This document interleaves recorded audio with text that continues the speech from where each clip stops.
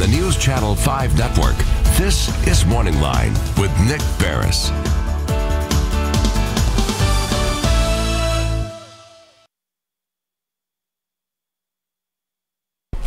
Good morning, everyone. Thanks for joining us on Morning Line. Nick Barris here on our rainy Thursday. I was kind of worried that our guests may not make it in because it's so wet in the roads, but they did. And I hope you're safe wherever you are. You made it to work, or if you're at home, stay inside till it clears up out there. And we've got a good show on tap for you this morning. You'll recall it was a couple of weeks ago, I think we had Councilman Steve Glover on talking about an ordinance, which I think is on first or second reading, which would ban the selling of things in public right-of-ways. And you know, he didn't specifically say he's going after any one entity, but as you know, among other things, sometimes out there along the roads you see the contributor newspaper, which is a wonderful thing that helps an awful lot of people.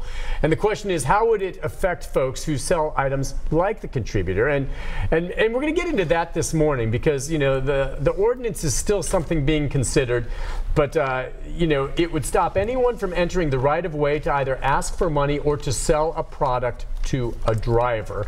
And Steve, when he came up down that day, said, I'm talking about people who are intentionally standing out in the medians, creating a potential safety issue, is what he's saying in his mind. And so technically the rule would impact anyone who sells to drivers. However, it specifically mentions the sale of newspapers, magazines, or periodicals in its text, which could be the contributor, which if you live in this area, you've all seen it. Hey, I buy it all the time because first of all, it's a good read, and second of all, it helps an awful lot of people. So your thoughts, the phone lines are open, 737-7587, and our guests from the contributor on. Hey, we had Steve Glover on. We have to have the folks from the contributor on as well to talk about what this might mean. Mario Martinez, it's nice to have you on this morning, and a lot of people will recognize Mario.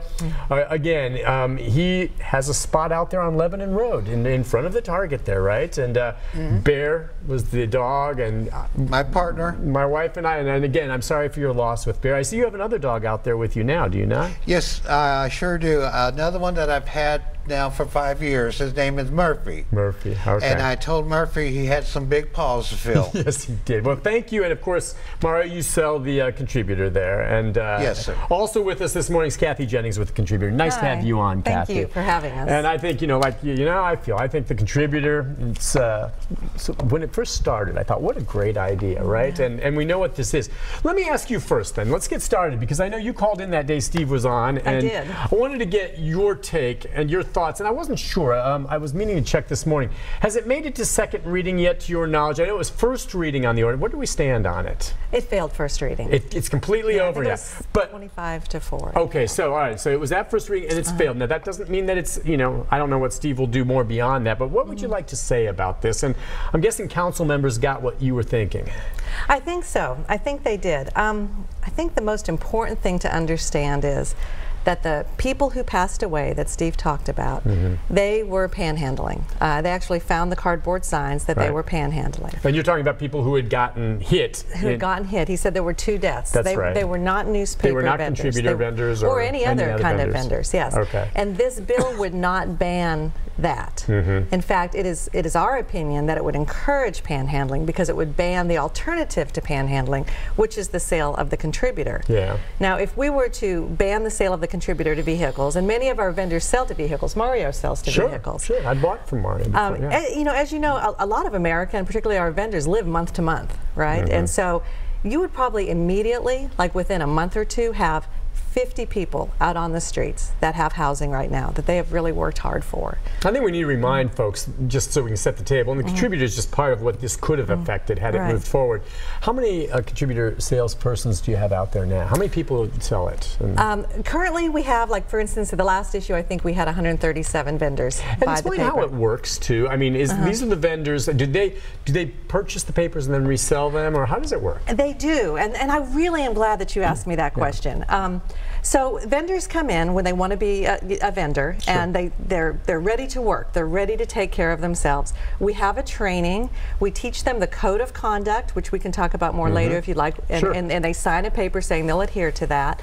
And we have meetings every other week too to talk about sales goals and trainings. And then they buy this paper for 50 cents, okay? And then we teach them how to sell it to the public, okay? So it's wholesale resale. That's what it is. They buy it from us wholesale, they sell it retail. And what that does that's different than panhandling is it provides legitimate income. Absolutely. And it's and you're selling something that is a legitimate product. It's a legitimate product, it's legitimate income. And what's different about that than panhandling is we have a really big database that we track all of this. We can give Mario an income statement at any time and tell him how many papers he has purchased for the year. Okay, Mario can file his taxes. Mario can extrapolate an income from that and apply for housing. Subsidized housing, go to his apartment and apply for housing, apply for a mortgage if they can. Some of our vendors have people that help them, that they make these connections with their customers. You cannot do that with panhandling money. Okay. Right. Well, yeah, no one's keeping a database like that for you or anything along those lines. That's. I'm wondering, and Mario, how long have you been selling the papers? I've been selling a contributor newspaper about 8 years now. Okay, and talk about how it was when you started and what it's done for your life. Well, I started out because I needed a job.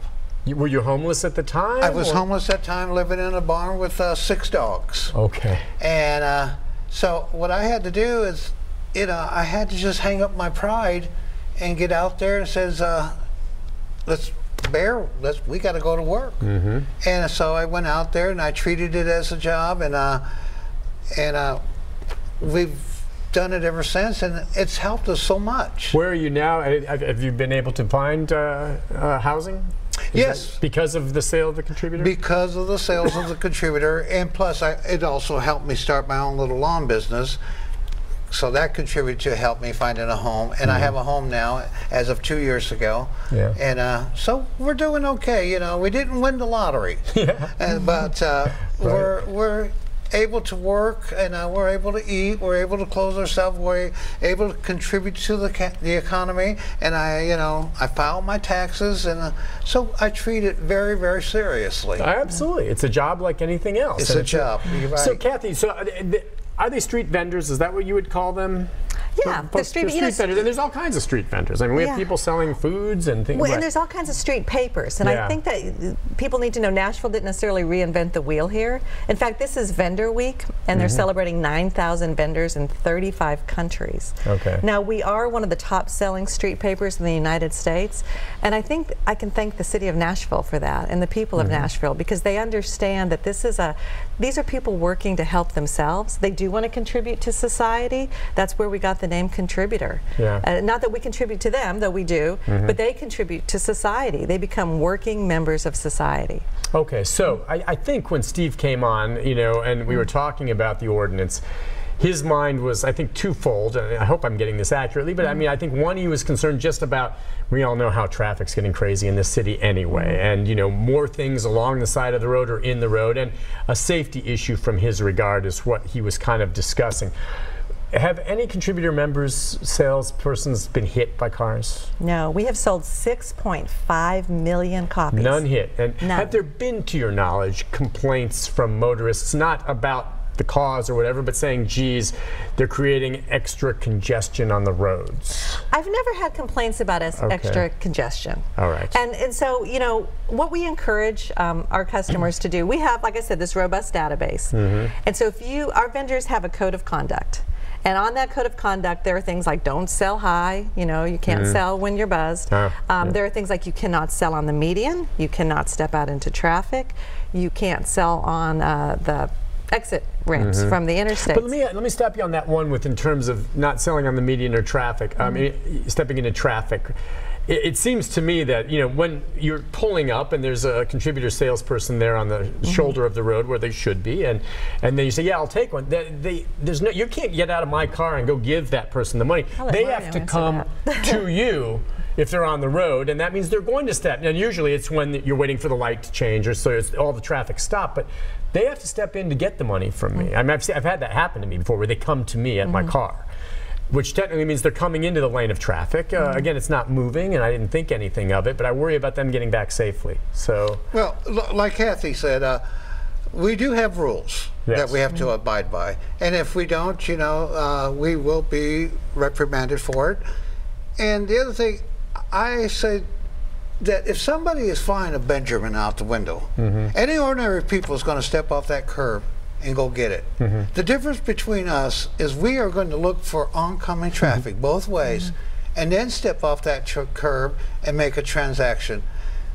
No system, no program is perfect. And so, but from our training, experience, we're aware of what we're doing. Okay. Well, I suppose the proof is in the pudding that there's no reports of any injuries or side swipes. I mean, I sometimes see folks in situations, and it worries me when they're in that position. And I always think, well, it's just a matter of time. But you're saying no one's been hit yet. I don't want it to happen. Well, and call in.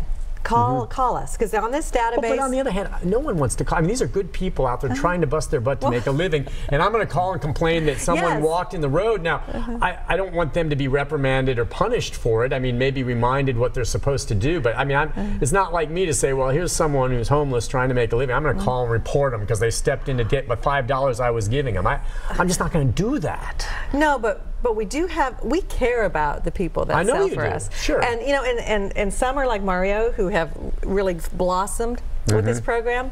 But you know, some people come to us very broken and very much without hope. And so we really reinforce this code of conduct. If you see someone doing something unsafe, please call us. Okay. I think I mentioned this on the last show. We flag it in the system. Okay. So we're open every single day during the week. All right. And when they come in, now we won't fire them. We do. We just talk to them. You just remind them and say, look, we heard that you were maybe in a place that was dangerous for you. I mean, you need to stay in the guidelines that you have the parameters. So you guys have something in place for this. And we have what we call a 3-strike system, and vendors know that. You know, so you know, the first time we talk to them, the second time we may talk to them a little, but there is a 3-strike system. So, but that's why we have 6.5 million in sales and no vendors hurt. And no vendors. All right, listen, let's take a break on that note. We have some folks who want to ask questions that can call in.